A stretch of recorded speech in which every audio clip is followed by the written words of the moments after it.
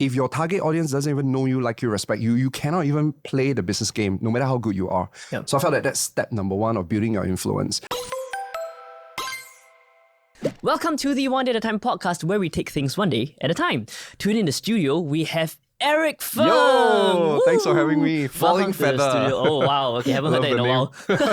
Thank you for coming to the studio, Yes. Eric. You know, you are known as a great many things, and many people have seen you or heard you on social media being, positive and being a speaker. You're known for many things, right? Mr. Positivity, you're a speaker, you're a coach, you're a social media expert, and all that. How would you actually describe what you do in a single phrase if you had to? Meaningful influence.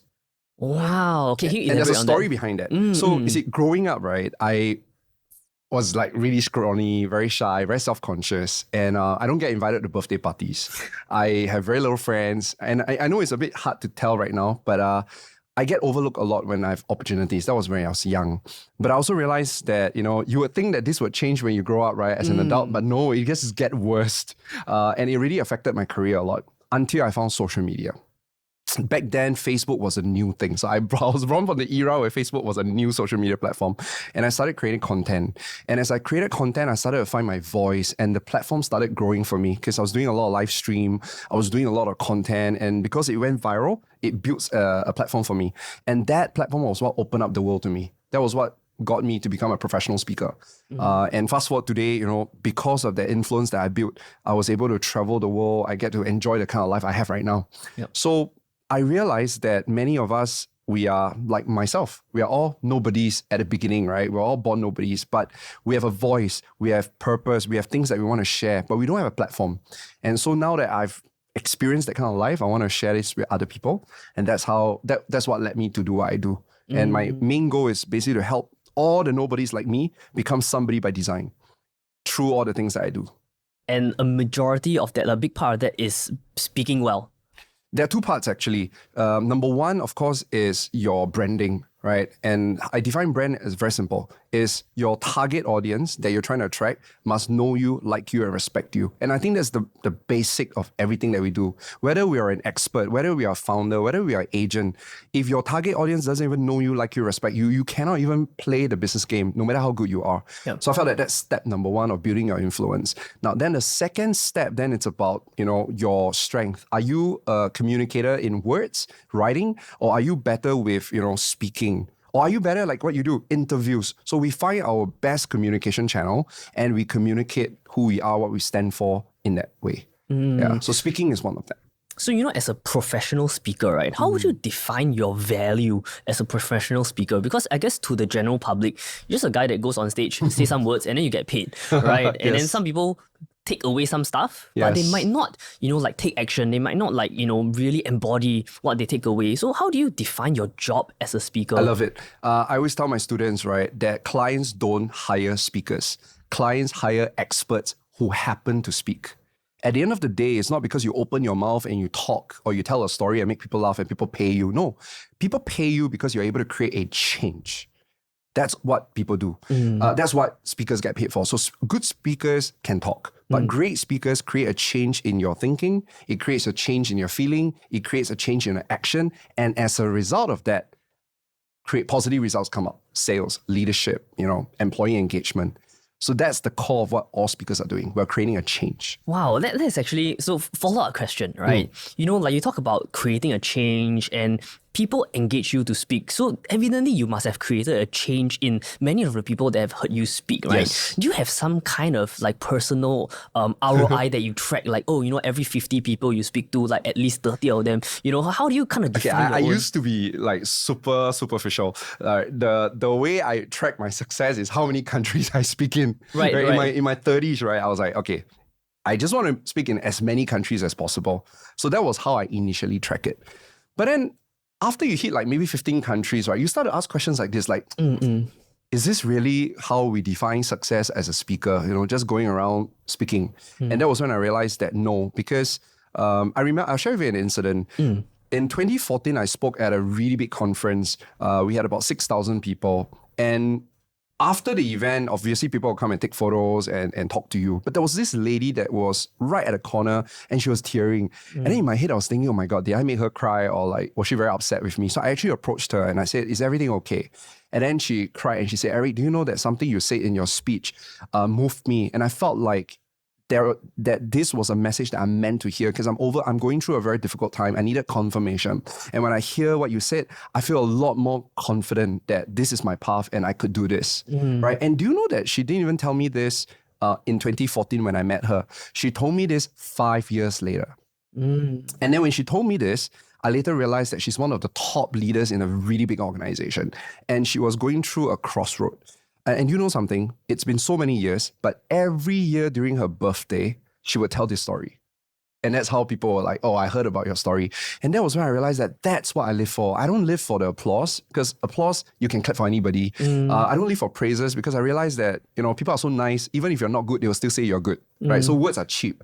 But when you are able to make a positive change and they let you know about this, you can sleep better, Even if you have haters and even you have failures, right? You felt like, you know what? At least I make a difference with that person's life and I get to live forever in them. People always say that, immortality is something that's impossible. It's not true.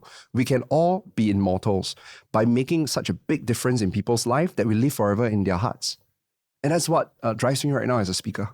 You talk about like all these things changing people's lives. Was there any incident or moment where someone spoke to you and that kind of changed everything for you? Yes, of course. I mean, I would not suddenly have this desire to help people, right? If not because I've received that favor and that love, right? And you want to pay it forward. If I have to do that, I have to start all the way to maybe when I was primary 2, because remember I told you, right? I was the youngest in my class. Yep. I was the scrawniest, and I get bullied a lot. I get called a lot of names. But I remember one day after class, my teacher, Miss Young, see, I still remember her. Primary 2, Yep. Primary 2 means 30 years ago, 40 years ago. Oh my God, 40 years ago actually. So she pulled me aside and she said, Eric, Miss Young know what's going on in the class, right? I know that your friends have been calling you names. I know that you are sad, but your friends do not know what they're talking about. Miss Young is an adult. Miss Young know what Miss Young is talking about. You listen to Miss Young, you don't listen to them. And then she helped me on the shoulders and she looked me in the eye and she said that Miss Young believed that you are going to be a somebody someday. Like you're going to do big things in this world next time, right? You must believe that. Wow. That made a huge difference. That's why I wanted to be a teacher. Wow. Do you know I'm still in touch with her after 40 years? She's still a teacher. And I guess that really means something. Sometimes we underestimate the power of our words. That words can kill, right? Death and life lies in the power of your tongue. And she was possibly my first mentor that said something so powerful that left a mark in me. And I told myself one day I want to be like her. I want to be a teacher. And true enough, I did, like in some sense.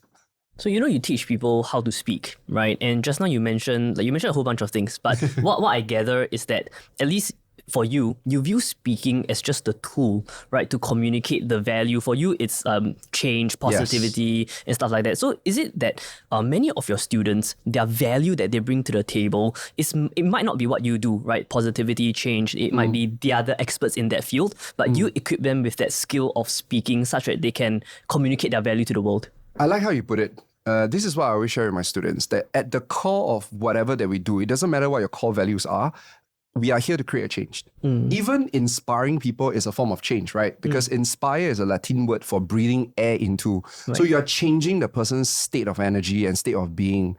So let's put it this way, that there are 5 types of speakers that clients will pay money for. Okay, the first type are stars. Clients pay you because you already have a following and you bring star power and prestige and status to their conferences. Okay, so that's one group of people.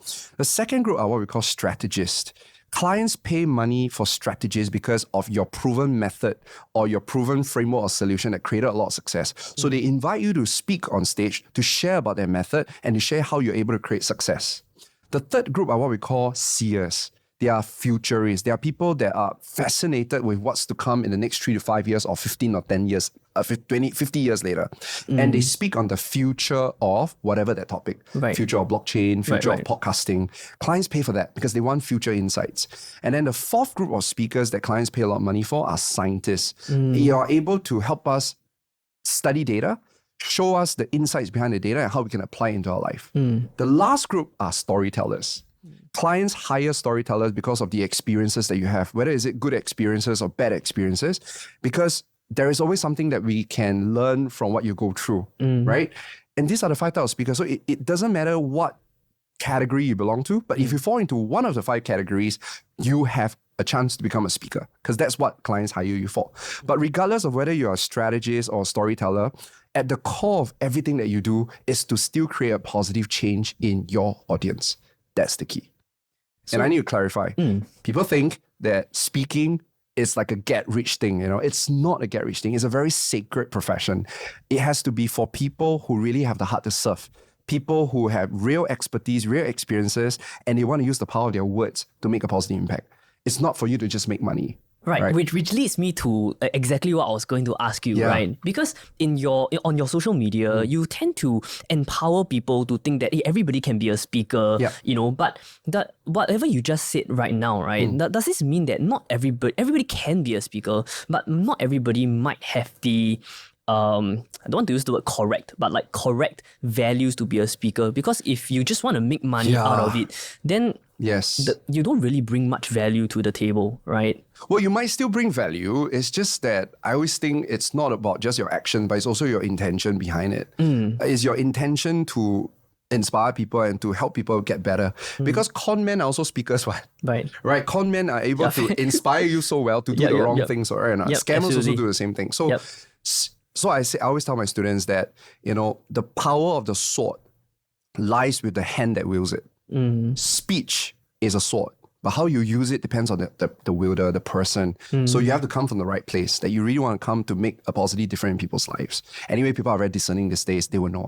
They can read your intentions. Right. So have you ever thought, because you teach people how to do this, right? You teach people how to wield this sword called communication, called speaking. Have you ever wondered, like these people attend my class, have I actually ever trained a master scammer? Oh my God. Because it That's a good surely must have happened, right? People use that sword for not too good things. No, absolutely, right? Because you're just giving them the skills. That's a good question. Our community has grown quite a bit over the last 1 year. We started this community called the Light Bringers a year ago, because my mandate for all my speakers we bring light to our world, right? And in the form of our words and our wisdom. So obviously, as the community grow, you can't help to maybe have those kind of people. But we do put in measures. What kind of measures do we put in? We have a 1-to-10 ratio in our community. I call them besties. So besties are individuals in our community that are very aligned with our mission, and they are very enthusiastic, they're very positive, they have the right values. And these are my inner circle. And they keep an eye on the community, 1 to 10. So we have 1 bestie to 10 members. So that's how I make sure that, if anyone started to do funny things, I would have known about it, because we have enough besties to help me to police. Wow, what a way to manage a community. We have to, because you could almost think that you're like a shepherd, and you want to protect your sheep. I'm not saying that my people are sheep, okay? They are very smart individuals. They're very discerning. But I like to use the analogy that as a community leader, we need to protect our people. Our people trust us. That's why they come together. So we need to do whatever it takes to be aligned in terms of our values and our mission, and to protect them. Yeah.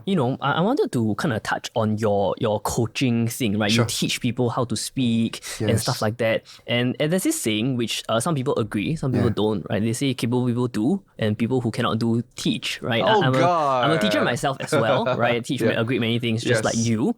So what are your thoughts on that? It's like sometimes you're so loud on social media, it could potentially give people the perspective that this guy, he don't have enough speaking engagements. That's why you have to make extra money teaching people how to speak, right? What are your personal opinions? I think it's very normal for people to think that way, and it's okay. But obviously, you got to manage the narrative. So for example, when people come for my web class, right, I immediately address the pink elephant in the room. Because in my web class, I always share with them that there's a huge speaking opportunity, especially if you're in Asia, right? However, why is it that no one's doing that? Like all my peers, they're not doing it. The reason is because they're so busy speaking, they're doing so well, they have no time for that. So Eric, why do you do this? So number one is I am still speaking, right? Very busy, but I have a new mission. So you need to let people know your why. See, the thing is that as a conference speaker, right, you can only speak at one conference a time. at one time, right? A lot of our clients are constantly looking for fresh faces. They are constantly looking for new experts, and they don't even want these experts to be full-time professional speakers. They want people like you. You're a practitioner. You're running a business, and then you're fighting in the trenches, and they want you to speak. So there's a whole bunch of these amazing experts out there who have the potential to share their insights, but they do not know how to package it in a way that would be engaging for the audience. And I want to do that because I run a speaker bureau called Experts in Asia. And I want to help Asians get on the big stage. Right? It's always been a very Westerner kind of industry. And understandably so, because, probably the Westerners are a lot more eloquent, they're very comfortable on stage. And you ask an Asian to come on stage, we're shy, we're scared of people laughing at us, but things are changing. Thanks to social media, people are a lot more open to step up and speak up. And I think this is the opportunity to build a platform for these experts to, go out there and share their wisdom. Like there are quite a great many people kind of like you, outside of Asia, right? I mean, the usual names, and we're not going to talk about them, but a lot of them also sell programs, right? Courses you. And a lot of these courses, I would say there is a decent number of courses out there that are just created to generate income rather than provide value, right? I've never personally sat in your course, so I can't really say for sure. You should come. But yeah, for sure. But in your opinion, right, how do you, in your approach in teaching, differ from a lot of these programs out there that promise people a payoff, right? Like, for example, you're going to become a certain level of speaker after this, right? Because not everybody that goes through a program is going to succeed. And that's the truth, right? Exactly. And that's the truth. But because of marketing, you have a solid sales funnel and you have a solid website and your social media just screams, professionalism and everything. And sometimes people can be confused, right? Because other courses that might not add the same value could also have that sales funnel, could also have that. So how would you recommend, say, a person looking for some expert teaching to kind of discern, like, hey, actually, what's the course I should attend? Got it. So first thing first is I don't think there's a perfect course. I mean, you think about it, right? Let's go back to university. We paid a lot of money, Yeah, a lot of money. to the polytechnic and university, but do you ever hear them guarantee that we'll get a job? Yeah, nope. So why is it that we never question the university or the polytechnic that, how come there's no guarantee? I pay so much tuition fees, there's no guarantee for job. Nobody ever questioned that because we all know that at the end of the day, the teachers have a curriculum that they need to fulfill and they will teach you as best as they can, but ultimately it's still up to you to make it work. So whenever I have people coming up to me and say that we'll get paid to speak or any of the programs that come, will you work? First thing I ask them is that, do you have confidence in yourself? Because if you have confidence in yourself, even a program that's 6:30 will still work for you because you make it work. But if you're someone that's not confident, you're lazy, you blame, right? You don't take responsibility. Even a great program, it's not going to work. So ultimately, that's how I tell my students. I say that you are adult, right? This is what we're going to give you. Right? And in fact, we have a guarantee too, that if within a year, you don't get the results that you want, but you can show me that you did the work, happy to give you the money back. That means this program doesn't work for you and it's okay. But if you don't do the work and then you say that you don't get results, then the onus is on you. Right. I think that's important. So I don't think we need to worry about that. I feel that people today are very discerning, right? Obviously, the reason why there's so many programs out there is because, people want to learn. And sometimes, I guess corporations don't have the budget to provide this training for their people. So that's when we come in. But obviously, we need to take responsibility as well. So like, for example, myself, our program, I don't think our program is perfect. There's no perfect program. But I always tell my students this, we're always work in progress. So for example, we have been doing Get Paid to Speak for about a year plus. And we always ask our refreshers to come back for free, right? And we tell them this, you came December 2024, now you come back in maybe April 2025. Was there a big difference? And they always say that, hey, we can see big difference. So I think people can see your heart. If you are constantly, improving the program, creating resources for them, they're gonna be very grateful for you. And I think that's more important. We are playing the long-term game. And it's okay if people don't get results. But as a program creator, we need to figure out a way to increase the probability. I think that's a work in progress. Wow, that's absolutely amazing. And you've been teaching for how many years now? Oh my God, I've been teaching since 2008. That's a great many years. So let's count. 16 years, I think. 17 years. Oh my God, 17 years. I've been Yeah. a teacher for 17 years. I'm trained in this thing called 6D, 6D of breakthrough learning. So 6D is a 6th discipline of breakthrough learning. Because I used to be a corporate trainer. Yep. And we realized that, do you know, there are only 16% of the students actually use what they learn in class. Not surprising, yeah. Everything else is what we call scrap or crap, you know. Right. And the reason why people don't use what they learn is because there's very weak learning transfer. It's the learning transfer. That means it's the post-training support that would make the training program very, very powerful. So take Get Paid to Speak again, since we use this as an example, right? Yeah. We always tell our students, this is not a 3-day program, it's a lifetime program. Why? Because after you finish a 3-day, you know what they have to do? They have to download our Get Paid to Speak learning app.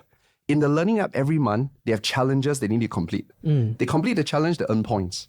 After they finish the challenge, they come for coaching to ask questions.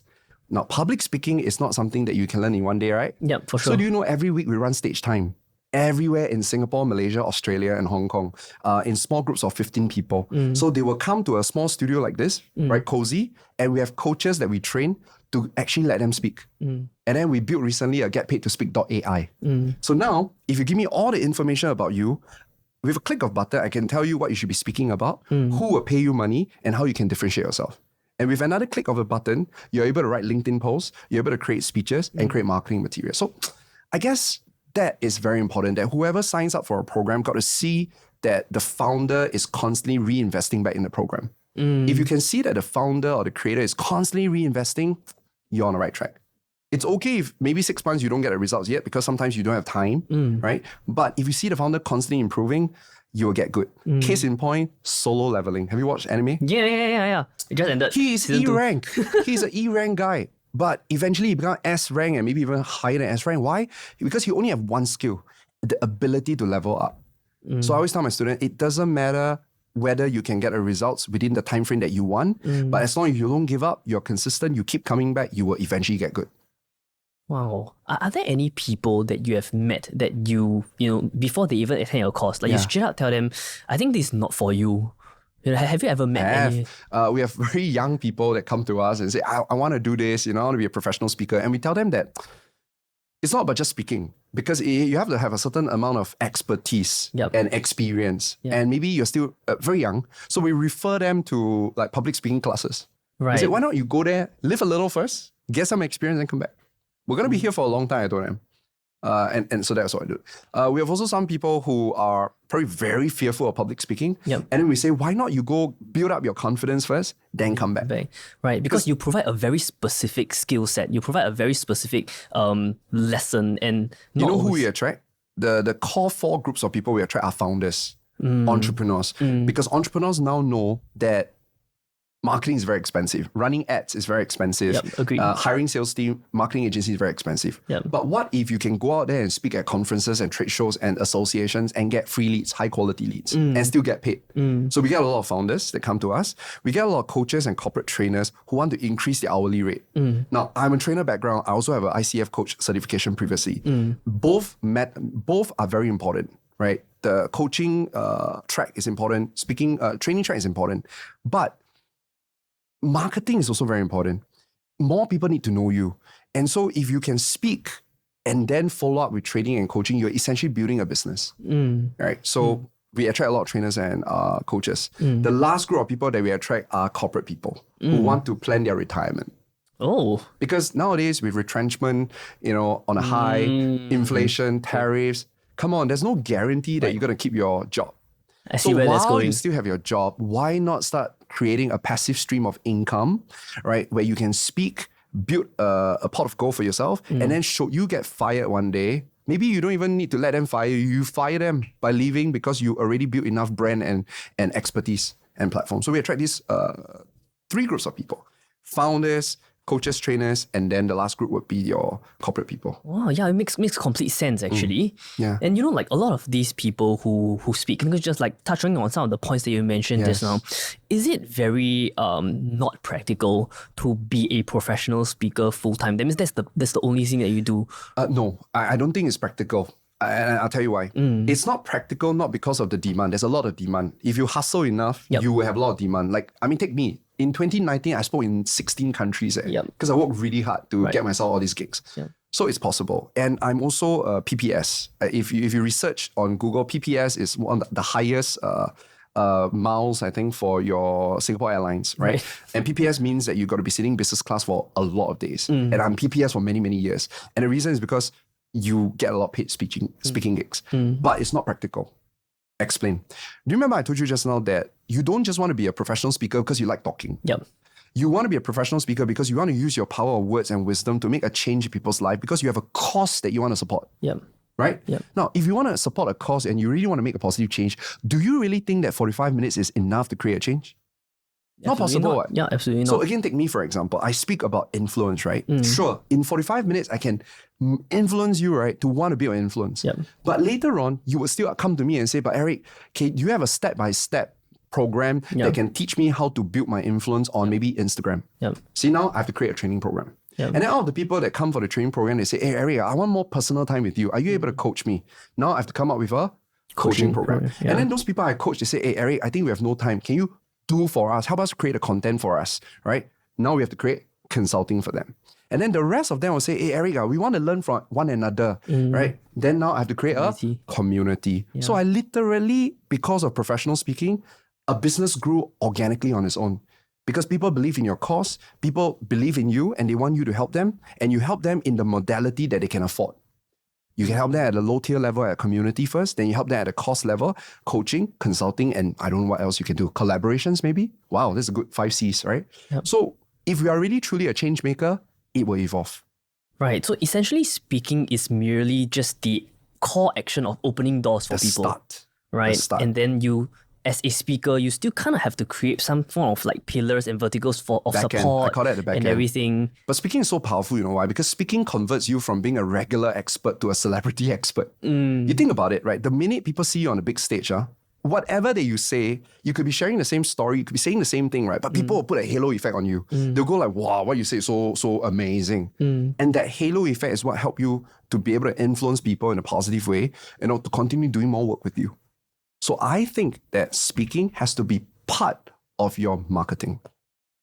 Right. It's merely a tool for you to build the whole ecosystem, the business and everything. Yes. Right. Yep. Okay. Very, very, you don't need to answer this question, but I think there are quite a lot of people who have this question on their mind, online, speaking to a lot of people. Yeah.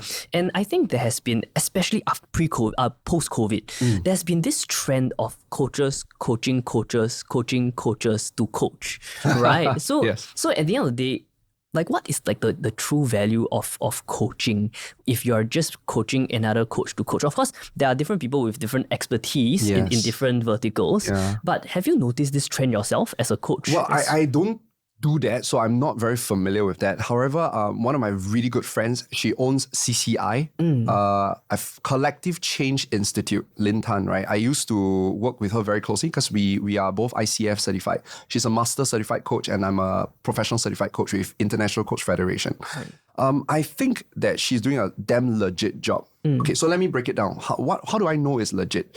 First thing first is that you must have some background already, because if you have no life experiences, why you coach? Yep. To me, that's how I look at it. Agreed. Right, that's how I look at it. So you have some life experiences, you have some corporate business experiences. Very good. So now you pass the first criteria, which is you got liao, you got substance, you got something that you can offer to others. Yep. But we also know this, that you cannot give people advice. You cannot tell people what to do. Because if you can tell people what to do, they will have already done it on their own.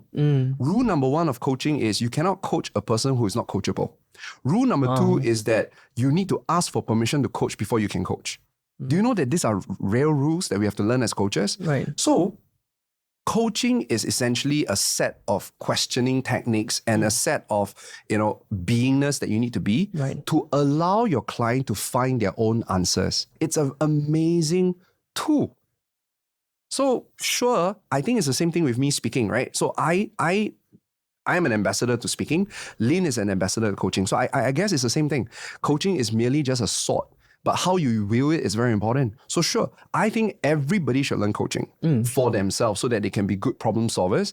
I think everybody should learn coaching so that they can help solve problems for their loved ones. Now, whether you want to make money out of it, then you got to see whether you're good or not. I think that's important because ultimately, the amount of money that you make is the market's feedback of your value. So if client is willing to give you money, that means they think you're valuable until you're not. So that's okay. So it's okay that you want to make money out of it, but you better ask yourself that do you really provide real value?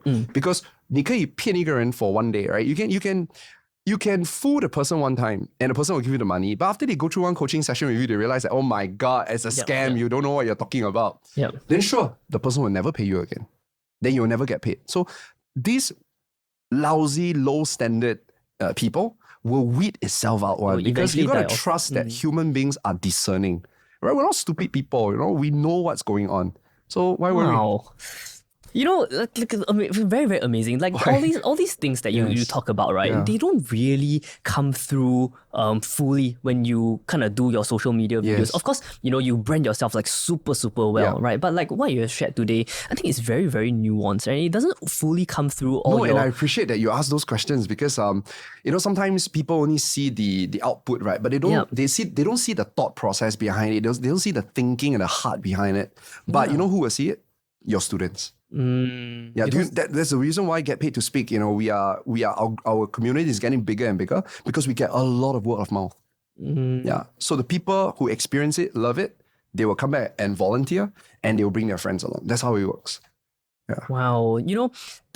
The whole brand and the whole way that you portray yourself, like you're always super charismatic and super energetic and super positive. But at the end of the day, we are all human beings, right? We have down days and stuff like that. So how do you, as somebody who embodies this brand of like positivity and being energetic, how do you deal with these down days?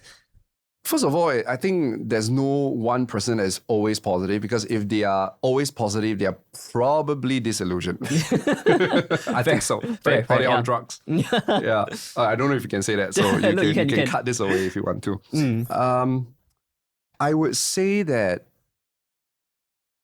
this is a good question. Like how do I deal with the bad days? I think at the beginning I deal with it very badly because schools don't teach us how to deal with bad days, right? Yeah, for sure. We tend to just swallow it up. So I would say that one of my worst bad days, I don't even bad days, I think it's a bad season, was when in my previous company we make some really bad decisions and we ended up, in a $1 million debt. Yeah, it was quite a serious debt, and that was even pre-COVID time. And I think that was one of my lowest moments in my life because I pride myself on being a very positive person, but also positive that I'll never get out of this situation, Right. It was really bad. It was so bad. I mean, thinking about it sometimes gives me a bit of a nightmare and trauma. But now fast forward today, right? I felt like, wow, if I could have got through $1 million debt, I think I can go through it again. It's like how our solo leveling main character, right? He was able to fight such a strong monster. And you know that the next round, if he meet the same monster, he can beat it. Yeah. So how do I deal with it? I think number one is I count on a lot of my inner circle. My sister, my business partner, my family. And recently I also found that spirituality has given me a newfound strength. You see, the thing is that sometimes life can really give you tangerines. Yeah, for sure. Agreed. Right? Yeah. But I also learned that it's not a bad thing. So framing is very important. I think framing is very important when it comes to dealing with difficult times. And I have to say this, if you're a founder, you're an entrepreneur, you're somebody who have big dreams, I guarantee you that you will have big problems, right? It's just part of the game. Yeah, unless you don't want problems, then don't live. So this is how this is an analogy I give because I play a lot of computer games. Do you play computer games? Not really. Okay, so I'll share with you, right? When you play computer games, right? If you see bad guys, you know that you're on the right direction. Right? If you play the whole computer game and you never see bad guy, you're probably in the wrong room. Right. So why is it? And the thing is that when you see bad guys, it's great because you destroy them, you gain XP, you gain loot, and then you're able to beat the bigger bosses. And you get stronger. Why don't we see life that same way? Life is a game, right? Every single experience that you face is essentially just some bad guys that you need to overcome. And behind that is XP, loot, and skills that can help you get up to the next level. So I think that framing helped me tremendously. Every time I face an obstacle, I tell myself, oh, great, I got a chance to get XP, I got a chance to gain skills, and I'm going to level up. And when you level up, the air up there is very fresh on, right? You get more influence, you get more wealth, you get more amazing people, you get to do bigger things. So as long as we can see it that way, we would never bring you down too soon. Not just too soon, it will never bring you down. The depths of one's struggle is what determines the height of one's success. So if anyone listening to this podcast is going through a difficult time, first thing you should give a pat on the shoulder. That means you're made to do big things in life. Because if you're not made to do big things in life, the universe will never give you all these challenges. The universe gave you all these challenges because you wish to do big things in life, which means you got to gain some skills, you got to gain some thick skin so that you can withstand the pressure that comes with being an influential person. So that's a great thing. Pat yourself on the shoulder and then tell yourself that one day this is going to be a beautiful story. If it's really bad right now, it's not the end of your game, not the end of your story. So all that framing, right, will really help you to stay strong while you overcome those adversity. And obviously having your inner circle, people who have been through those difficult times, people who can assure you and affirm you, they will really be able to give you the strength as well. And I think this is what will help anyone to be able to go through different challenges in life, be it personal or professional. Right. We talk about the down days, right? Yeah. Let's talk about the good days. Yes. Right. As a speaker, as a public figure, you get a lot of applauses. You get a lot of wow, Eric, right? So the question is, how do you stay grounded as someone who is so, sometimes like your head can get above the clouds and because you receive so much love. You remember there's a saying, right? It says like, don't let your successes get into your head and don't let your failures get into your heart. I think it's exactly what you just said. And again, no one taught me this, right? So obviously at the beginning of my speaking career, I was like, wow. I had a chance to speak at a concert theater, 10,000 people. It really felt like I'm a concert singer, rock star, right? A rock star. So it really does get into my head. It really does get into my head. I guess that's where you have your inner circle, right? Friends or mentors that knock you on the head and say that, hey, don't think you're that amazing. It's just a job. So you just got to have these people to bring you down to earth. Right, anchor you. To anchor you. So that's your inner circle. But I found spirituality to be very important as well. So again, short of making it too religious, right? Spirituality at the essence of it is really about connecting with your higher self. Connecting to your inner purpose, right? I believe that every one of us, including you, me, anyone listening to this podcast, we are on earth for a purpose. We either know it or we don't. And the minute you know what is the purpose of why you're on earth, you'll never be egoistic anymore. You realize that all these applause, all these platforms you're given is for a reason. And when you're focused on that reason and that bigger purpose, it will never be about you because your focus is your reality. If you focus on your self-interest, that's how you get proud. But if you focus on your mission, that's how you get humble. Right. So whatever you focus on becomes your reality. Right, and that's also back to what you're saying. It's how you become sustainable as well. Because if you let the ego get to you, at some point people are gonna discern and people are gonna say like, oh, this guy isn't, Exactly, his heart is not in the right place. It's okay that people misunderstand you, and I always tell my students that, especially those who are building their influence, right? There will be haters, but haters are essentially just fans who are not your fans yet, right? And there will always be, people that would misunderstand you. And sometimes you don't have to over-explain yourself. Sometimes over-explaining is actually going to make things worse. Right. Always let the results prove itself. Wow, amazing. So, but you must assume that your heart is in the right place. If your heart is in the right place, you can misunderstand. It's okay. I'll focus on doing my work because eventually I'm here on earth because I'm here to fulfill my mission. And at the end of the day, people will know. And that would be a beautiful story. Absolutely. They're just like yours. Yeah. Right. So, but while this is happening, it's very important that you never tie your self-worth to people's opinion. That's so important. Because if in the process of you fulfilling your mission, you tie your self-worth to people's opinions, good luck, you're going to die. Right? Because every time someone says something negative about you, you take it as someone's attacking you. And eventually you'll be so beaten up that you either give up or you give in. Either way, it's not a good thing. Yeah. But if you see yourself as enough, this is how I tell myself, I'm enough. That means it doesn't matter if I have money, doesn't matter if I have followers, I am enough. I see myself as the best, most glorious, most powerful version because we are truly made in the image of God. And so I see myself from there, that is my starting point. Most people see themselves as lack and then they work on being successful. No, wrong, because then your success, you become slave to your success.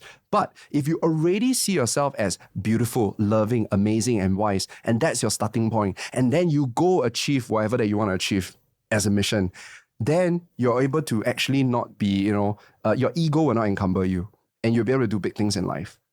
Wow. Just now you were talking about how sometimes life gives you tangerines, right? Yes. And I think like quite recently, if I don't recall wrongly, quite recently you had like a health scare. Oh my God, yes. Right, Last year. a health scare, and as somebody who is always so positive, hustling, just working hard for Yeah. their purpose, for their Yes. cause, did this health scare change you or your outlook in any way? Absolutely, absolutely. So a bit of context, right, in case people do not know what happened. I think it was last year. Okay, so last year was an amazing year. 2024, we had so many opportunities. I was launching my 5th book. We were launching Get Paid to Speak. There was so many things going on, and I was also busy speaking in different countries. And I think I forgot that I'm 43, right? And that, sometimes 力不从心, your body cannot catch up, right? So it was one afternoon I started to feel like I have stroke symptoms. I was like, I felt like I was very weak in my jaw, and I was getting a lot of headaches. I was feeling very weak. And then when I talked to my insurance agent about it, I was like telling him, hey, maybe I should see a doctor. And then he sent all my symptoms to a doctor, and the doctor was like, you better come to A&E right now because it seems like it's a stroke. But the good news is when I went there, turned out it was not a stroke. It's probably just a lot of stress, Right. But it was a wake-up call for me. It was a wake-up call because I realized that I got so much I want to do, and if I'm going to just leave like that, how am I going to take care of my mom, my dad, my dog, my sis, my businesses? And that was when I started reflecting. During December holidays, I got to meet a healer, and she said this to me. She said, Eric, do you want to be successful or do you want to be happy? I was like, can I have both? Right? And she said that, but first you need to be happy. You need to be full first. Then you can go attract the things that you want. Yeah. So I guess that changed me a lot. And that's why this year I had a word to guide me for 2025, and that's called balance. There's no point having all the successes if you cannot even enjoy the sunsets. There's no point having all the successes if you don't even have time for your family members. There's no point having success when you're actually miserable inside. What's the point? Right. This is something that I personally, it's very relatable. Personally, I struggle with it as well. And I wanted to ask you this personal consultation. Sure. Because you talk about happiness and you talk about success, right? But as somebody of your influence, you coach many people, you teach many people. So to say that you have some level of responsibility is an understatement, right? You have a lot of responsibility. You run businesses, you teach people, and when you are not on the ball, when you're not like being there doing what you said you would do, which I guess is where the stress comes also, right? Yes. Then it becomes this like this lack of balance, because you're trying to balance this thing called responsibility, because you're out there inspiring people, teaching people, and you hold so much responsibility, but at the same time you also have responsibility to yourself, right? To I guess be a healthy, happy person, right? So based on your current health scare, how do you find this balance? I mean, first of all, it's okay to want to carry this responsibility. This is a making of a great person, right? You're willing to bear the weight of the world on you, right? That's why it makes you heroic and makes you legendary. Nothing wrong with that. However, you got to first make sure that you have the strength and tenacity to do this, to do all this. So I realized that we have to play the long game. I think my mistake was I see my legacy. I'm very inspired by my legacy. My legacy is to give a voice to everybody out there and to help all the nobodies become somebodies, right? So that together we can light in this world. That's my legacy. That's my mission. However, I don't have to think of it as a 1-year mission. Because if you think of your mission as a 1-year mission, no wonder you stress yourself out. Do you know that with AI and with all the health upgrades, we can actually live to 100 years old? So now I'm 43, right? I see myself as I got 60 years to fulfill this. So the minute when you see that you have 60 years to fulfill this, you take it a little bit easier. So that's number one. Time frame, very important. Right. The number two is that I realized that, at least for me, no matter how important my work and my mission is, it's only just a part of my life. There are other things, meaning, passions, friends, family, what else? Love, right? There's so many things that I also want to do in this lifetime. We are not here on earth just to work, We are here to live, to create memories. So if you are reminded and you're connected to why you're on earth, suddenly work doesn't become so big anymore. See, your focus is your reality. If you focus on the whole life, you realize that even your mission is not all of you. Your mission is only 1/8 of everything that you're doing. When you start to see this as perspective, you start to also give your attention to other things. And anyway, how can we do big things in life if we are half empty? We need to fill ourselves up first. So this is something that you and I and everybody listening to this podcast, we need to constantly tell ourselves. And then once you get that right, you need to make some changes to your lifestyle. So I have one. Number one is I stop working after 7. Wow. It's very important. So because you can talk all you want, right? You can give a good talk, but are you living it?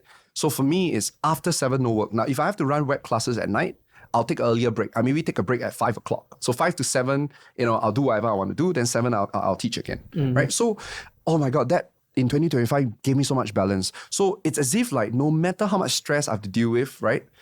The minute 7 o'clock hit, right? I'll go like, okay, I'm done. Right. My shit, I'm going to put it here. The problems, I'm going to put it here. I'm going to do my other things.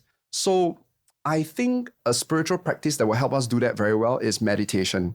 Because meditation is training your mind to be in the present moment. The reason why we worry or we get anxious, right, is because if we worry and we get anxious, it's because we think a lot about our future. If we get, a lot of regret, it's because we think a lot about our past. So the way to do it is joy and peace is always in the present moment. So this is very important for all of us to do, okay? Which is we need to practice learning how to be in the present moment. Like right now, I'm in a studio with you. I don't care whatever problems I have out there. I'm with you right now 200%. And in that moment when I'm with you 200%, I feel peace, I feel joy. There's nothing else. So imagine at 7 o'clock, you put your problems, you can literally just speak it out. You can say that, okay, whatever I had to deal with, it's on the table. I'll see you guys tomorrow, first thing in the morning. And then when you get out there, you do whatever you need to do, fill yourself up. Right. Create some form of system for yourself. System and discipline. And the discipline of being able to be present is a gift. Wow, thank you so much, Eric. Learned so much from you today. No, thanks for all your questions. Very thoughtful. And thank you so much for coming into the studio. Yes. If somebody would like to be inspired by you and somebody would like to be coached by you, where can they actually find you online? Okay. Hi. I hope you guys enjoy the interview and the questions. You can reach me on every social media platform. But the 2 platforms that I'm very active on is LinkedIn.